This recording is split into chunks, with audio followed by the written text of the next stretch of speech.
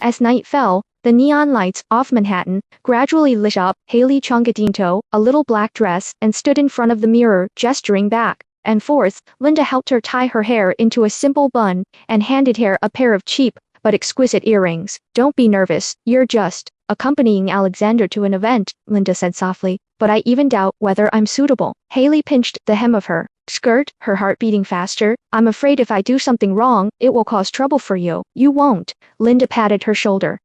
Be confident. Downstairs, Alexander was ready. His dark blue suit accentuated his calm demeanor. His stern features softened by the warm yellow light. Seeing Haley coming down, he nodded. Are you ready? Haley tried to be as natural as possible. Yeah?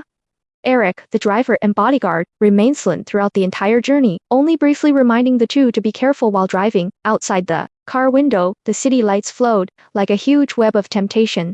Outside the Blue Heart nightclub, luxury cars lined the halls, and a dazzling red carpet glittered in front. Alexander, holding Haley's arm, walked through his entrance, greeted by a dazzling display of lights and throbbing electronic music. The air was filled with the scent of champagne, perfume, and money, leaving a faint intoxication.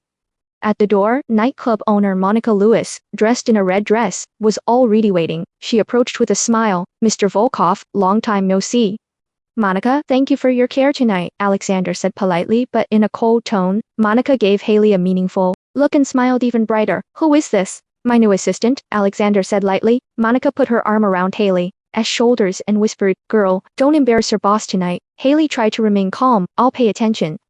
In the hall, celebrities were drinking and chatting, men and women were dancing, flirting, and talking, and under all the glitz and glitz, there was an undercurrent. Haley clung to Alexander, feeling like a lost deer. Don't be too nervous, Alexander whispered soothingly.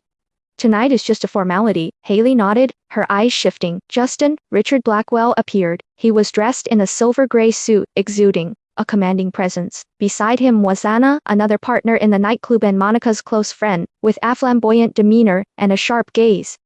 Richard raised his glass to Alexander from a distance, then slowly walked over, his eyes lingering on Haley's face for a moment, revealing an ambiguous smile. Hello again, little girl. Richard's voice was low and sharp. You shine brighter tonight than you do at home. Haley's heart tightened, and she couldn't smile with her head down.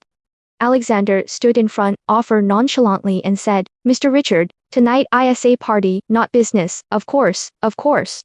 Richard held up his glass. It's just that some people attract attention too easily. The air was thick with tension. Anna smiled and changed the subject, inviting Haley to dance with her. Haley nodded and followed her onto the dance floor.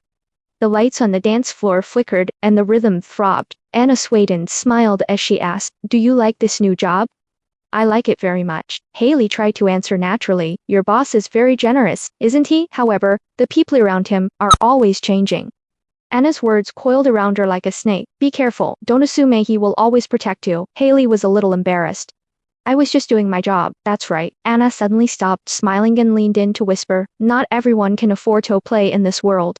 Those words stuck in Haley's heart like a nail. After dancing, Sheckley slipped into the bathroom to get some fresh air. She looked in the mirror and said to herself, Don't panic. Don't let her scare you. In the private room outside, Alexander and Richard sat on either side.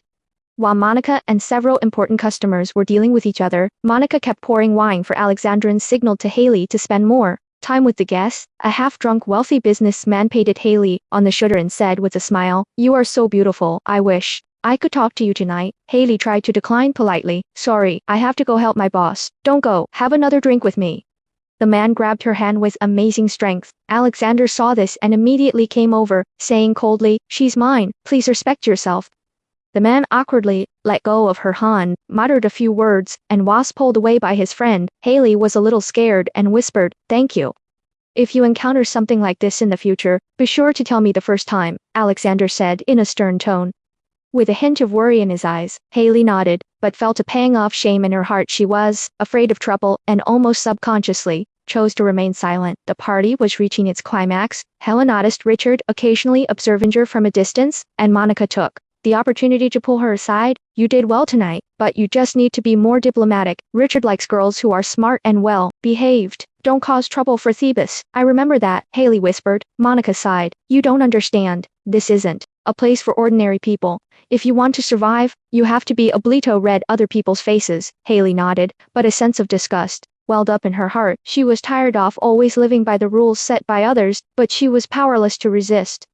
Late at night, Haley hid in the backyard, leaning against the wall to catch her breath. She heard a whisper and looked in the direction of the sound, and found Monica and Richard talking in the dark. She really looks like that woman, Richard whispered, but she doesn't know anything. Monica replied, don't scare her, Volkov is watching her. Huh, Richard sneered, he can protect her for a while, but not forever.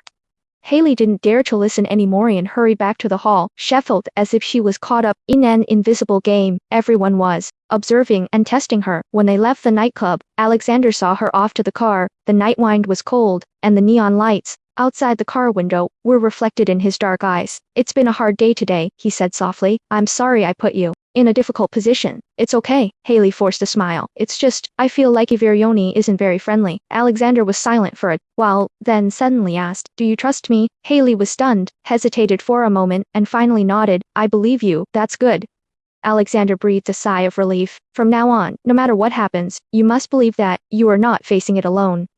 A warm feeling welled up in Haley's heart, but she couldn't put her finger on what it was. Back at the villa, Haley changed out of her dress and collapsed on Thebes. Her mind flashed with the lights off, the dance floor, Anna's warning, Richard's scrutiny, Monica's instructions, and Alexander's words, you are not alone. She increasingly felt like she was caught up in an invisible war, having to be extremely cautious with every step. She even wondered if her relationship with Alexander was also destined to be entangled in this invisible web. As the night deepened, Haley stared out the window in a daze, feeling confused and uneasy. Who am I? What do these people want from me? Is it me they're after? Oh, aura, reflection of some shadow within me? This night, the neon lights of Manhattan are still brilliant, but in the heart of a certain girl, darkness is quietly taking root. Please stay tuned for the next episode. See you there.